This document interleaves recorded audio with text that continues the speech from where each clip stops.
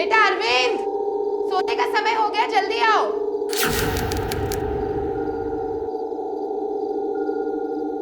कहाँ चला गया ये लड़का आज?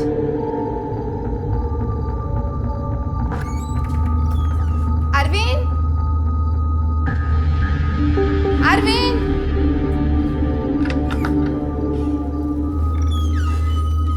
अरविंद, कहाँ चला गया? अरविंद! अरे क्या हुआ, क्यों चिल्ला रही हो हैं? अरे रोज एक आवाज में सोने चला आता है, आज पता नहीं कहाँ गया। अरविंद! अरे यहीं कहीं पे होगा। अरविंद! मैंने सारे कमरे ढूंढ लिए। रुको रुको, अरविंद! बेटा अरविंद, कहाँ चला गया होगा? अरविंद! अरे क्या हुआ, इतनी रात में काहे चिल्ला रहे हो? अरे देखा अरविंद को तूने? अरे हम क्यों भला अरविंद को देखेंगे? अरविंद! चलिए वहां देखते हैं। अरविंद बेटा! अरविंद! अरविंद! अरविंद! परेशान कर दिया इसने। अरविंद! जीजी! जीजी! जीजी! जीजी! जीजी जल्दी आओ! जीजी! क्या हुआ? हवा भारी है इसमें से। क्या हुआ? अरे मेरा बेटा! अरविंद! किसने क्या तेरे साथ ये बेटा? विष्णु भैया ने। विष्णु! अरे अरे अरे रुक जा! चाहे खेल खेल में हो गई गलती, अब मार ही डालोगी क्या उसे? सुन, अगली बार तुम्हारे बेटे से ऐसी गलती हुई ना, तो याद रखना, हमसे भी गलती से तुम्हारा बेटा मारा जाएगा। चल बेटा।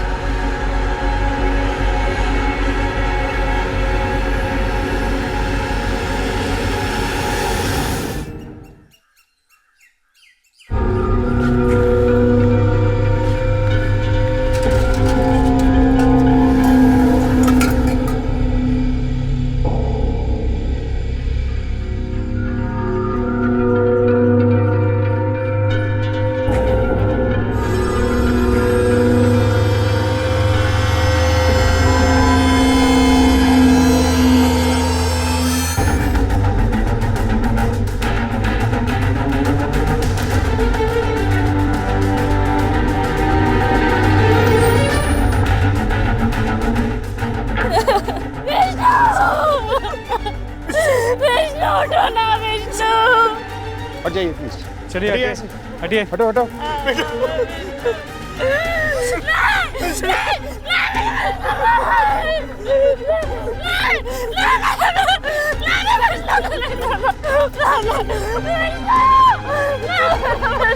संभालिए, देखिए अपने आप को संभालिए। इस बॉडी को पोस्टमार्टम के लिए लेके जाना होगा। आसपास के लोगों से पूछताछ करो और पूरी जगह की अच्छी तरह से तलाशी लो, शायद हमें कोई सुराग मिल जाए। सर चलो। बार बार धमकी देती थी कि हमारे बेटे को जान से मार देगी साहब। इन्हीं लोगों ने हमारे मासूम की जान ली है साहब। झूठ बोल रही है साहब, हमने ऐसा कुछ ना किया। उल्टा इसका बेटा हमारे बेटे को मारता था, बहुत परेशान करता था। कोई मासूम नहीं था, राक्षस था राक्षस। एक तो हमारे बेटे को खा गई और ऊपर से राक्षस बोलती है। आज साहब इसने मारा हमारे बेटे को साहब। इसने मारा साहब। अलग अलग बयान लो सबका। सर थोड़ा बहुत नहीं साहब, वो हमारे अरविंद को बहुत मारता था और उसे कुछ भी बोलो तो उसकी माँ झगड़ा करने चली आती थी। साहब पता नहीं उसे हमारे बच्चे से क्या परेशानी थी साहब, उसके पीछे पड़ी रहती थी साहब। अब आप भी बताओ ना कि घर में बच्चे होंगे तो थोड़ा मोड़ा झगड़ा तो होगा ही ना। कोई बचपना नहीं साहब, शैतान था वो लड़का। उस दिन तो उसने हमारे अरविंद को अनाज की कोठरी में बंद कर दिया था साहब। मरते मरते बचा है हमारा बच्चा। हाँ साहब, मानते हैं हमारा बेटा थोड़ा शरारती था। अब बच्चे शरारत नहीं करेंगे तो कौन करेगा साहब? उसका बेटा शरारत करता तो वो अंधी हो जाती है, उसे कुछ नहीं दिखाई देता। और मेरा बेटा शरारत करता है तो वो राक्षस हो जाता है साहब। आप बताओ, अगर उसे इतनी परेशानी थी तो क्यों अपने बेटे को हमारे बेटे के साथ स्कूल भेजती थी? बोलो ना साहब। हाँ साहब, अरविंद जाता था विष्णु के साथ स्कूल, लेकिन कुछ दिन पहले विष्णु ने अरविंद को बहुत मारा।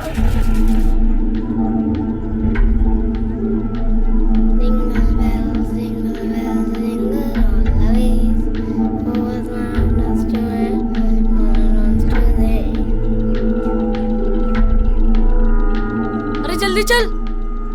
क्यों कर रहे हो? मैं अपने बाबा से आपकी शिकायत करूंगा। चल जल्दी चल, तेरे बाबा के साथ ही स्कूल जाना।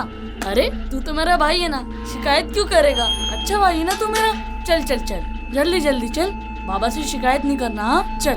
संभालना नहीं आता तो पैदा क्यों करके रख दिया? हाँ, बित्ते भर का हुआ नहीं और गुंडे की तरह लड़ाई कर रहा है। गुंडा? अरे तेरा बेटा गुंडागर्दी करता है, ऊंट के जैसा लंबा हो गया लेकिन छोटे से बच्चे पे धौंस जमाता है। इतनी हिम्मत है तो अपने बराबर वालों के साथ जाके लड़े ना। बकवास मत कर, समझी? अपने आप को देख और अपने बच्चे को देख, उसके बाद मुझसे कुछ कह अरे रही तू है। अपने आप को देख। आप अपने बेटे को सारे आगे संभालो, सारा घर का खर्चा हमारा पर चला रहा है। कौन आगे नहीं चलाई? मेरा गल हो गया नहीं आगे। हम कुछ नहीं बोल रहे, हम कुछ बोल रहे नहीं बोल रहे। ठीक है चलो। अरे साहब चला मत बोलो, मेरी से बहुत हो गया, बहुत सुन लिया हमने आपकी। क्या समझती है? क्या आपको चलो सिर्फ नाम के बड़े भाई हो तुम। अरे ताला क्यों पड़ जाता है तुम्हारे मुंह पे अपने भाई के सामने? उसने तो अपने बच्चे को गुंडा बना ही दिया है। इतनी सी उम्र में हमें घर से बाहर निकालने की बात करता है। अरे हमारा भी तो बराबर का अधिकार है इस घर पे। मैं कह देती हूँ, अगली बार अगर उसने मेरे अरविंद पे हाथ उठाया ना तो अच्छा नहीं होगा। अरे अच्छा बाबा, पहले शांत हो जाओ, बात करता हूँ उनसे। हैं? शांत हो जाओ। जीजी सा कम करो। जीजी, विष्णु ने बहुत मारा है इसे, बहुत चोट लगी है। मैं दवाई लगा देती हूँ उसे, और कुछ खाया भी नहीं इसे। ए, ज्यादा प्यार दिखाने की जरूरत नहीं है। नौकरानी है, नौकरानी बन के रहे। माँ बनने की कोशिश मत कर, समझी? चल जा रसोई में अपना काम कर, जा। मेरा बच्चा, रो मत। कहाँ लगी तुझे? अरे चल, मैं तुझे दवा लगा देती हूँ, चल। तब से हमने उसे स्कूल जल्दी भेजना शुरू कर दिया। कितनी जल्दी? 1 घंटा पहले साहब। आज वो स्कूल जल्दी निकल गया था। कितना जल्दी? करीबन साहब रोज से आधा घंटा पहले। देखिए, हमने बॉडी को पोस्टमार्टम के लिए भेज दिया। ये एक्सीडेंट है तो ठीक है, लेकिन अगर कोई और इसके लिए जिम्मेदार है तो वो हमारे हाथों से बचेगा। आप लोग जा सकते हैं।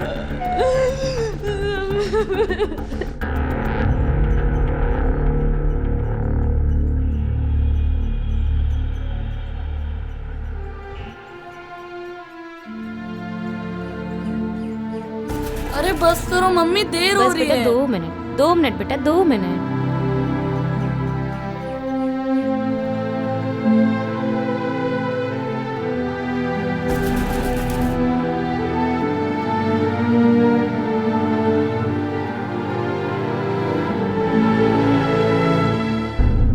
ये जो लड़का मर गया विष्णु, उसके बारे में क्या जानते हो? हाँ साहब, यहीं से वो रोज स्कूल जाया करता था अपने भाई के साथ में। हाँ, उसका बड़ा वाला भाई विष्णु जो था ना, उसको चाहे परेशान करता था। ऐसा लगता था भाई नहीं कसाई है वो कई बार क्या है, उसके कपड़े उतार कर पेड़ों पर लटका दिया करता था और छड़ी से मारते हुए स्कूल ले आया करता था।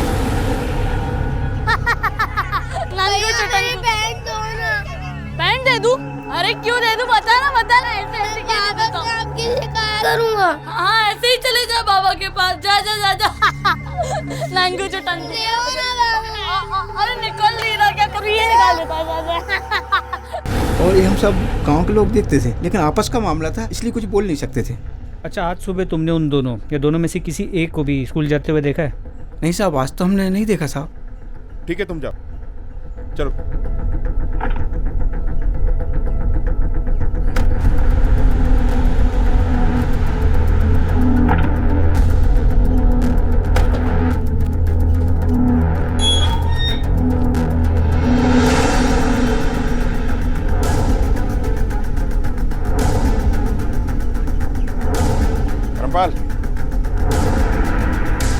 साहब, हमें अरविंद से बात करनी। अभी? हाँ अभी। साहब, कल बात नहीं हो सकती? कल नहीं, अभी करनी है। हमें लगता है कि उसने विष्णु को स्कूल जाते हुए देखा। साहब, उसके भाई की मौत हुई है, घबराया हुआ है। अभी वो बच्चा है ना। हमें मत सिखा, हमें पता है बच्चों से किस माहौल में और कैसे बात की जाती है। ठीक है साहब। बेटा अरविंद, आज सुबह आपने विष्णु को स्कूल जाते हुए देखा था?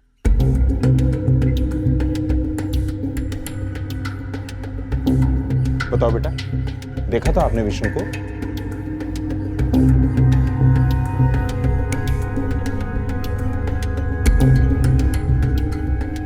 अच्छा बेटा, ये बताओ कि आज आपने पूरा दिन क्या किया? मैं सुबह जब स्कूल जा रहा था तो मेरा पेट दुखने लगा और मैं आधे रास्ते से ही घर आ गया और सो गया।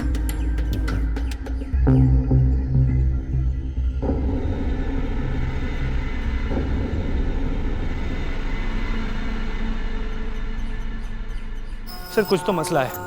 माँ बाप ने इस बच्चे को सिखा पढ़ा के रखा है। मुझे लगता है कि या तो ये घबराया हुआ है या कुछ तो जानता है। हमें इसे अकेले में बात करनी चाहिए, ये भी अपने माँ बाप के साथ ना हो।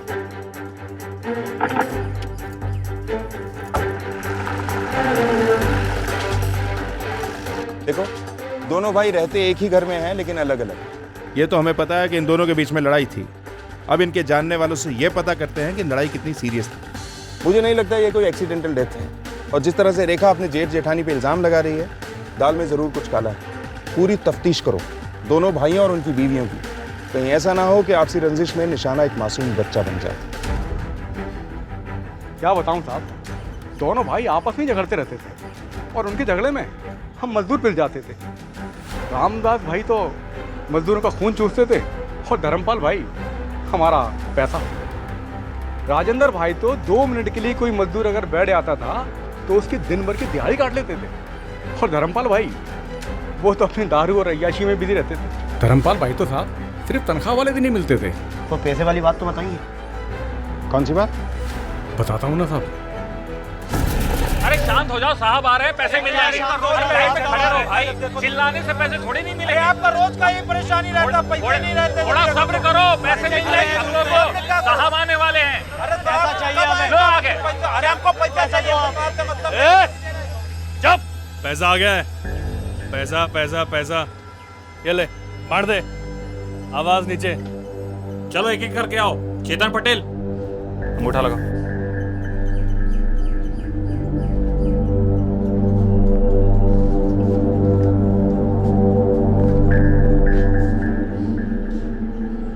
रघुनाथ सिंह साहब, पैसे खत्म हो गए।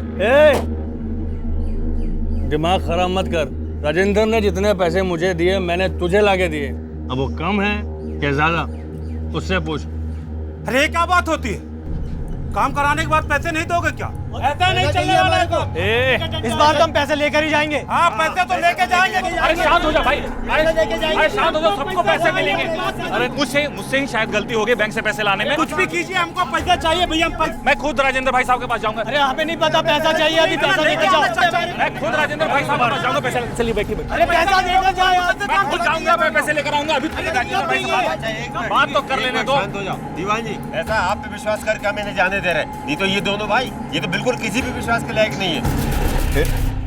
फिर क्या साहब, राजेंद्र भाई के पास जाओ तो वो कहते हैं कि धर्मपाल भाई पैसे देंगे, और धर्मपाल भाई के पास जाओ तो वो कहते हैं कि राजेंद्र भाई पैसे देंगे।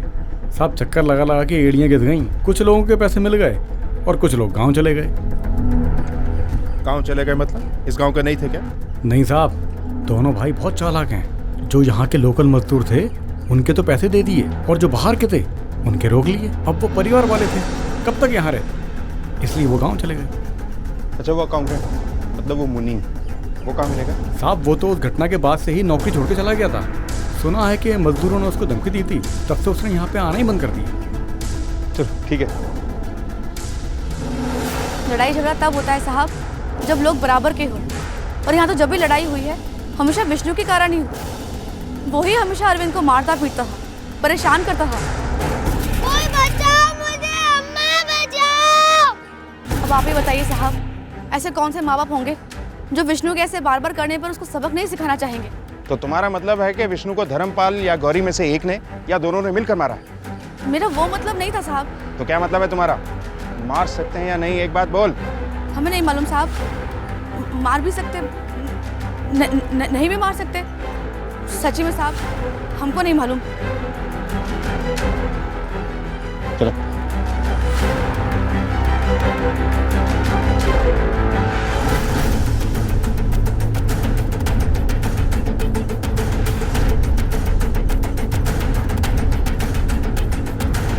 उस दिन किसी ने इन दोनों बच्चों को कुएं के आसपास नहीं देखा। जिस तरह की दुश्मनी थी दोनों भाइयों के बीच में, साफ जाहिर है कि इस दुश्मनी की जड़ पैसा थी। लेकिन ये समझ में नहीं आ रहा कि इस दुश्मनी का विष्णु की मौत से क्या लेना देना। एक काम करो, दोनों भाइयों के फाइनेंशियल रिकॉर्ड चेक करवाओ। Yes sir. और जब तक ये डिटेल्स आती हैं हम लोग चलकर इन भाइयों से पूछताछ करते हैं। Right sir. मुझे तो बर्बाद कर दिया मेरे बड़े भाई ने, पैसों की चोरी की, मेरे मजदूरों के सामने मेरी नाक कटवा दी। मेरे सारे अच्छे मजदूर मेरा काम छोड़कर चले गए और मेरे बेटे को भी मार डाला। ये तो अच्छा हुआ साहब कि हमारी जमीन जायदाद का बंटवारा हो गया। इस जंजाल से मेरी जान छूटी। आपको एक बात बताऊंगा साहब, आप विश्वास नहीं करेंगे।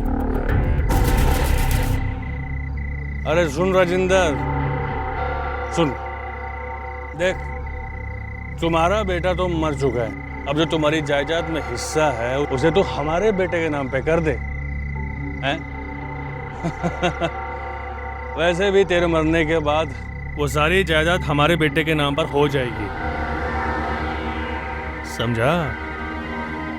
अब बताइए, कोई अपने सगे भाई से ऐसी बात कहता है?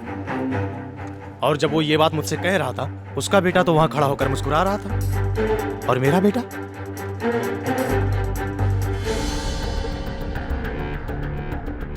तो अब ये बता कि कैसे मारा विष्णु? भगवान कसम साहब, हमने नहीं मारा। अच्छा, तो तूने नहीं मारा, फिर किसने मारा? तेरी बीवी ने या तेरे बेटे ने? नहीं साहब, साहब हम में से किसी को कुछ नहीं मालूम। सच बोल मारना रहे मत हो? साहब, मारना मत साहब, हम सच बोल रहे हैं। नहीं बेटा, तू घबरा मत, बाबा को कुछ नहीं होगा। साहब आप ही सोचिए, वो हमारा भतीजा था और हम अपने भतीजे को काहे मारेंगे? क्योंकि तुम दोनों भाई कम और दुश्मन ज्यादा थे। नहीं साहब, वो तो बस क्या, हमें सब पता है। तूने उन पैसों में भी घपलत किया है जो राजेंद्र तुझे खेतों में काम कराने के लिए देता था। नहीं साहब, ये सच नहीं है साहब, वो हमको बदनाम कर रहा है, खुद उसने पैसे कम दिए, अब इल्जाम हम पे डाल रहा है। साहब आपको गलत फहमी हुई साहब। गलत फहमी? पुलिस को? सर एक काम करते हैं, इसे लॉकअप में डाल देते हैं, फिर इसकी ये गलत फहमी दूर हो जाएगी कि पुलिस को गलत फहमी है। माँ कसम साहब, हम कुछ नहीं जानते, हमने कुछ नहीं किया। कान खोल के सुन ले, हमें सब पता चल जाता है कि कब किसने क्या किया है। क्या यहाँ से अब?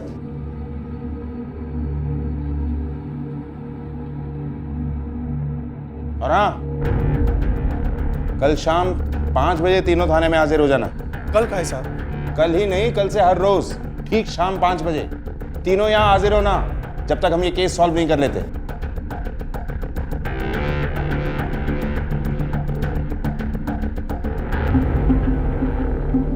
सर इस लड़के की मौत पानी में डूबने से नहीं हुई, क्योंकि इसके लंग्स में पानी बहुत कम था। इसका दाहिना कंधा टूटा हुआ है और इसके सर पर किसी भारी चीज से चोट पहुंचाई गई है, जिसकी वजह से इसकी मौत हो गई। बाद में इसे पानी में डुबा दिया गया है। डॉक्टर साहब, क्या ऐसा हो सकता है वो चोट जो इसके सर पे लगी, जिसकी वजह से इसकी मौत हुई, वो कुएं की किसी दीवार से टकराने से या पानी के नीचे किसी पत्थर से टकराने से लगी? नहीं, अगर इसका शरीर कुएं की किसी दीवार से टकराया होता तो इसके शरीर पर कहीं ना कहीं खरोच का निशान होता, लेकिन इसके पूरे शरीर पर कहीं भी कोई खरोच का निशान नहीं। और पानी के अंदर ये किसी चीज से इतनी जोर से टकराए, ये पॉसिबल नहीं है, क्योंकि पानी ऑलरेडी उसकी स्पीड को तोड़ देगा। वो तो इसके सर पर किसी भारी चीज से चोट पहुंची है, जिसकी वजह से इसकी मौत हुई है। Thank you.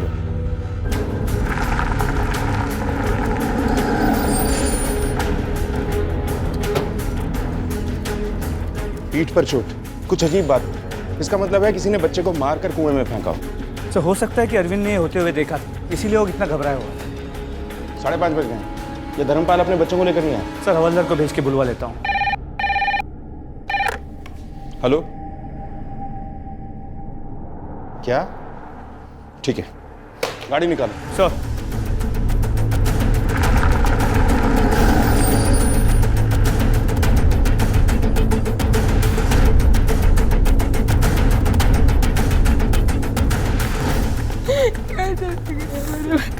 क्या समझ रखा हम लोगों को? खड़े हो, कहानियां सुनाएगा हमें? तेरा बच्चा खो गया है, झूठ बोलता है। नहीं साहब, हमारा अरविंद खो गया है, सब जगह ढूंढ लिया, कहीं नहीं मिल रहा। बोल, कहाँ छुपा के रखा अपने बेटे को? बोल। माँ कसम साहब, हम सच बोल रहे हैं साहब, हमको कुछ नहीं मालूम साहब। हम अपने बेटे को क्यों छुपाएंगे? क्योंकि उसने ऐसा कुछ देख लिया था जिसका ताल्लुक विष्णु की मौत से था। तुम लोग हमसे वो छुपा रहे हो। नहीं साहब, ये सच नहीं है साहब, हम सच बोल रहे हैं। हमारा बेटा सच में खो गया साहब, मेहरबानी करके हाँ साहब, हमारे अरविंद को ढूंढ दीजिए, आपकी बहुत मेहरबानी होगी।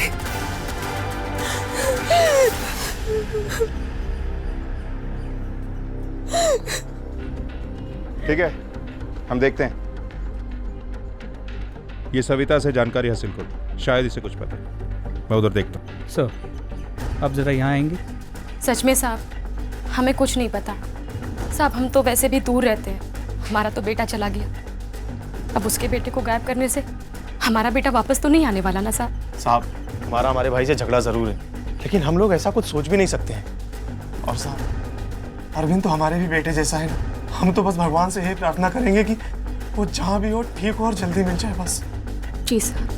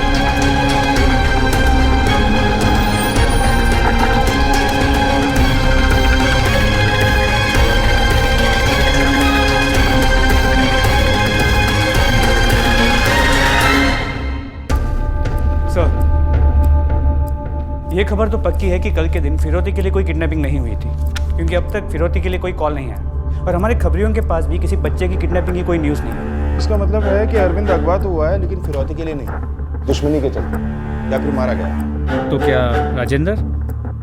हो भी सकता है और नहीं भी हो सकता। एक संभावना तो ये है कि धर्मपाल को फिरौती की खबर आ गई थी और उसने किसी डर से हमें नहीं बताया, और दूसरी ये कि इस परिवार से किसी की दुश्मनी है जिसके चलते वो इस घर के बच्चों को नुकसान पहुंचा रहा है। वजह चाहे जो भी हो, इसकी जड़ तक पहुंचने के लिए हमें दोनों भाइयों पर नजर रखनी पड़ेगी।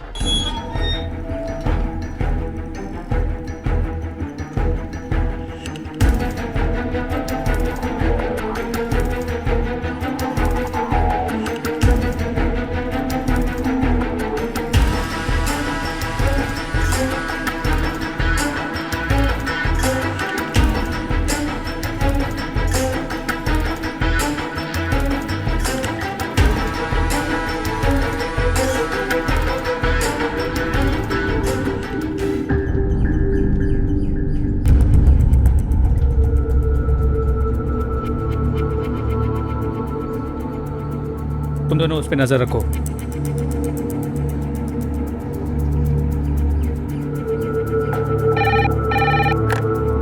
हेलो सर, धर्मपाल ने अभी अभी बैंक से 2 लाख रुपए कैश निकाले। इससे पहले भी कई बार उसने बड़ी रकम विड्रॉ की है सर। इतनी बड़ी रकम? हो सकता है फिरौती के लिए हो, पीछा करो उसका। तो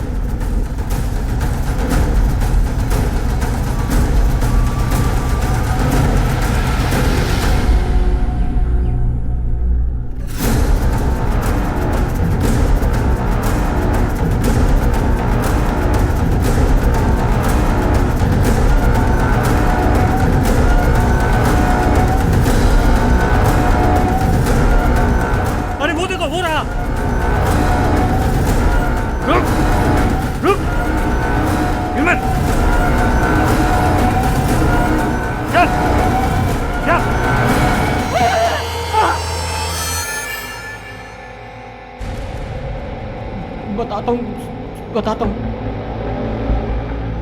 वो कहा है कि हम धर्मपाल को ब्लैकमेल कर रहे थे क्योंकि धर्मपाल का एक ऐसा राज हमें मालूम है जिसके पता चलते ही उसकी इज्जत मिट्टी में मिल जाती।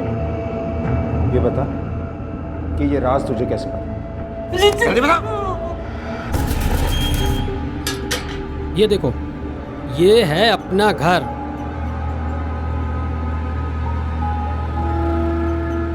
अब जैसा भी है, लेकिन रहने लायक छत तो है। आओ बैठो बैठो। मैं तुम्हें इस घर में बहुत खुश रखूंगा, बिल्कुल रानी बना के। तुम बेकार में परेशान होती हो। अरे आज हमारी शादी हुई है, खुश रहो, ठीक है? बता। कहाँ छुपा के रखा है? हमने अगवा नहीं किया, सविता ने किया है।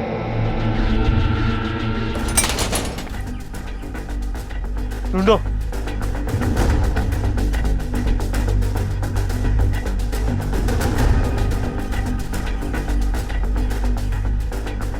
लगता है भाग गई यहाँ से। चलो। हेलो, सविता के फोटोज़ को आसपास के सभी पुलिस स्टेशन में सर्कुलेट करवाओ। सारे रेलवे स्टेशन और बस स्टैंड पे खास नज़र रखो, प्राइवेट बस स्टैंड पर भी। हाँ, हम आ रहे हैं, वहीं आ रहे हैं, तुम लोग रुको।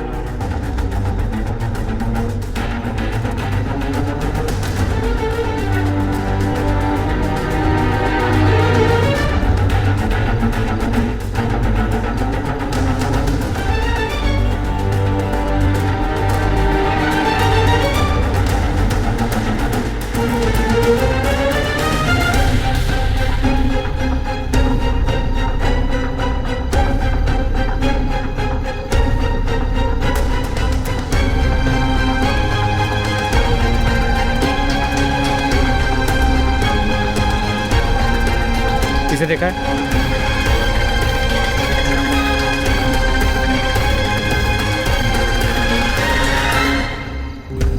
टिकट देना एक, चल जल्दी। 1 मिनट, छुट्टा नहीं है, देता हूँ मैं। चल जल्दी। जी 1 मिनट।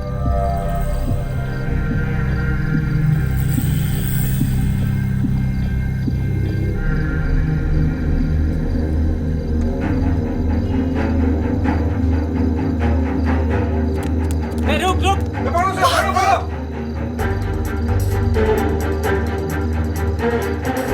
सविता, रुको।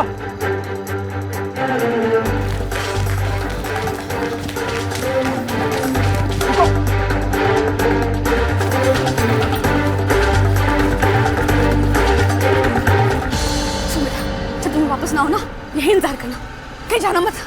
मैं आती हूँ वापस अभी, है ना? यहीं रुकना।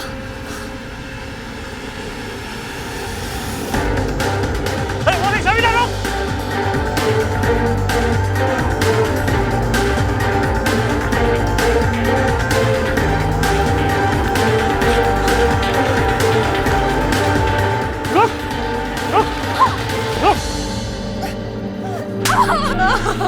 बता ना, ये कहानी शुरू हुई थी। मुझे काम पे रख लो साहब, बड़ी मेहरबानी होगी। मेरे घर खाने को भी नहीं है, बस अब आप ही का सहारा है। मैंने काम ढूंढने की कोशिश करी पर कहीं कोई काम नहीं मिला।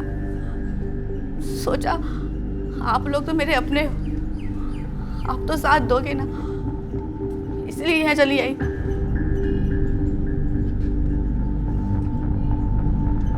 ठीक है। क्या किया तुमने? पूरी बात बताओ। उस दिन विष्णु अरविंद को परेशान कर रहा था। वो उसे कुएं के पास ले जाके उसे पीट रहा था, परेशान किया जा रहा था। देख रहा है ना, देख रहा है ना कितना गहरा है कुआं? हाँ, इसी से फेंक दूंगा। भैया मुझे डर लग रहा है। डर लग रहा है ना? बहुत तो जग रहा था ना? भैया मुझे डर लग रहा है। बाबा से शिकायत बोलेगा? बोलेगा बोलना। डर लग रहा है भैया। अब इसमें फेंक दूं तुझे? फेंक दूं? भैया आप बहुत गंदे हो। अच्छा, बहुत बोल रहे तू? भैया आप ये क्यों कर रहे हो? मैंने आपका क्या बिगाड़ा?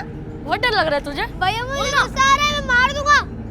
चाणे, गुस्सा आ रहा है चिरकुट, गुस्सा आ रहा है, मारना। भैया मैं मार दूंगा। मारना, मारना।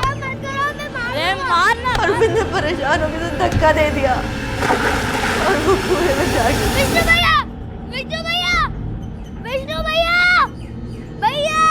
वो बहुत घबराया हुआ था, भाग कर आया और मुझे मिला रास्ते में, तो उसने कहा काकी, विष्णु भैया कुएं में गिर गए। कैसे? मैंने उन्हें गिरा दिया। काकी मैंने कुछ नहीं करा। तू परेशान मत हो, तू परेशान मत हो, मैं संभालूंगी। तू घर जा। सुन, किसी बोलना मत, ठीक है? काकी विष्णु भैया को बचा लेना। तू घर जा। घर बेटी, जब मैं कुएं के पास पहुंची तो विष्णु, विष्णु, सविता काकी बचा, सविता काकी, सविता काकी बचा। क्यों मारा तुमने विष्णु? राक्षस था साहब, राक्षस।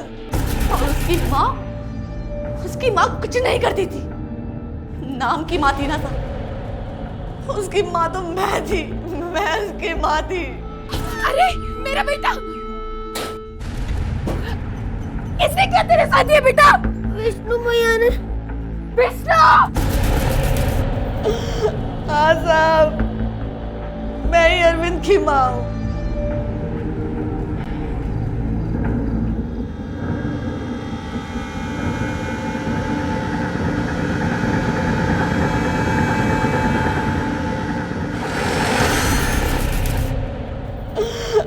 हाँ साहब, मैं ही अरविंद की माँ हूँ।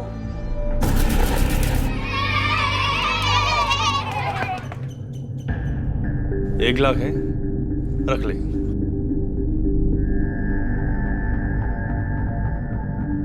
सविता, 1 लाख बहुत होते हैं। हमारी बात मान ले, हमारी इज्जत का सवाल है। रख ले। रख लो, रख लो।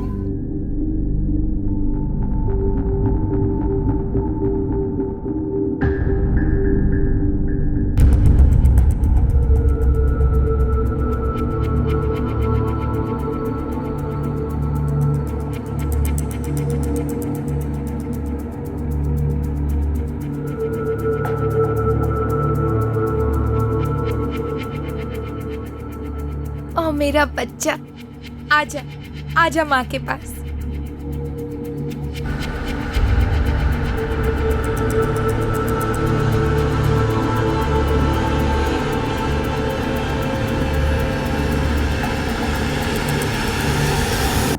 हमने 9 महीने साहब, 9 महीने उसे अपने पेट में रखा और वो उसे ऐसे लेके चले गए जैसे हमारा कोई हक ही नहीं था उस पर। जी भर के देखने भी नहीं दिया हमें। जब तुम वापस उस घर में काम करने गई तो ये क्यों नहीं बताया कि तुम्हारी शादी हो चुकी है?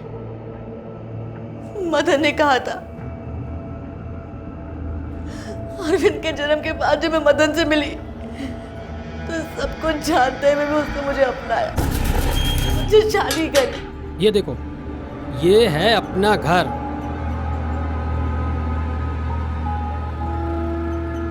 अब जैसा भी है, लेकिन रहने लायक छत तो है। आओ बैठो बैठो, मैं तुम्हें इस घर में बहुत खुश रखूंगा, बिल्कुल रानी बना के।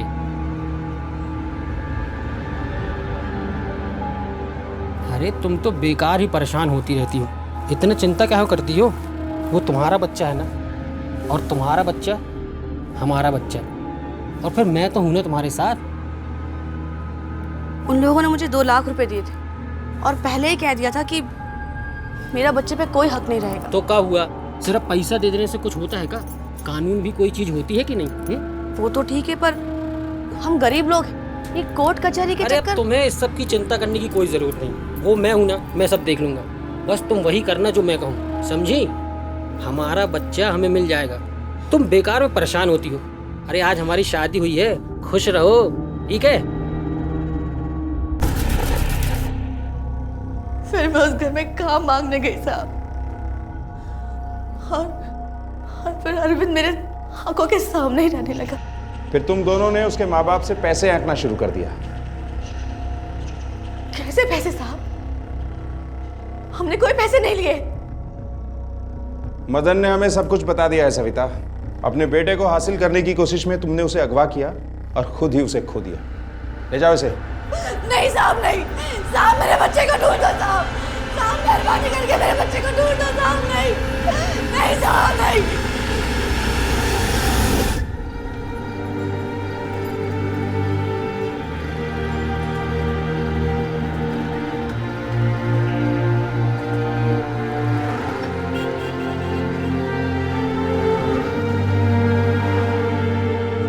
पुलिस अब भी अरविंद की तलाश में लगी है।